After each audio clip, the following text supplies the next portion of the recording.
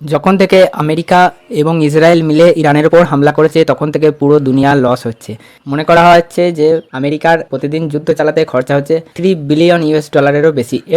এছাড়াও তেলের দাম বেড়ে যাওয়ার ফলে ভারত, চায়না এইরকম অয়েল ইম্পোর্টিং কান্ট্রিগুলোরও হেভি লস হচ্ছে। মুদ্রাস্ফীতি বেড়ে যাচ্ছে, সমস্ত জিনিসপত্রের দাম বাড়ছে, শেয়ার মার্কেট ক্রাশ করছে। এই সবের মাঝখানেই একটি দেশ আছে যার হেভি ইনকাম হচ্ছে, সেটি হচ্ছে রাশিয়া। কারণ রাশিয়ার অয়েল, যেটা ডিসকাউন্টেড প্রাইসেও কেউ কিনতে চাইতো না, তার দাম হঠাৎ করেই অনেকটা বেড়ে গেছে এবং এর ফলে রাশিয়ার প্রতিদিন 150 মিলিয়ন ইউরোর প্রতিদিন লাভ হচ্ছে। এছাড়াও ডোনাল্ড ট্রাম্প সমস্ত দেশকে ছাড় দিয়ে দিয়েছে যে 1 মাস তোমরা রাশিয়া থেকে তেল কেনো। তাই রাশিয়া এখন সামনাসামনি সবাইকে তেল বিক্রি করছে, তেলের ডিমান্ড অনেক বেড়ে গেছে। এছাড়াও আমেরিকাকে ওয়ারে বিজি রাখার ফলে রাশিয়া ইউক্রেন যুদ্ধে রাশিয়া যে একটু কোণঠাসা হয়ে যাচ্ছিল, সবাই রাশিয়ার বিপক্ষ নিচ্ছিল, সেটাও এবার বন্ধ হয়ে গেছে। সবাই এখন ইউক্রেনকে একা ছেড়ে দিয়ে ইরানের ওপর চলে এসেছে আমেরিকা। তাই ডোনাল্ড ট্রাম্প যে ভেবেছিল রাশিয়াকে একা করে দেবো, কিন্তু উল্টো দিকে রাশিয়াই এখন গেনার হয়েছে এবং পরবর্তীকালে সে ইরানকে সাহায্যও করবে ওই তেল বিক্রির টাকা থেকেই। তাই চারিদিকেই রাশিয়ার উইন উইন সিচুয়েশন। রাশিয়া চায় যে ইরান এবং আমেরিকার যুদ্ধ লম্বা চলুক, যত লম্বা চলবে তত লাভ হবে রাশিয়ার।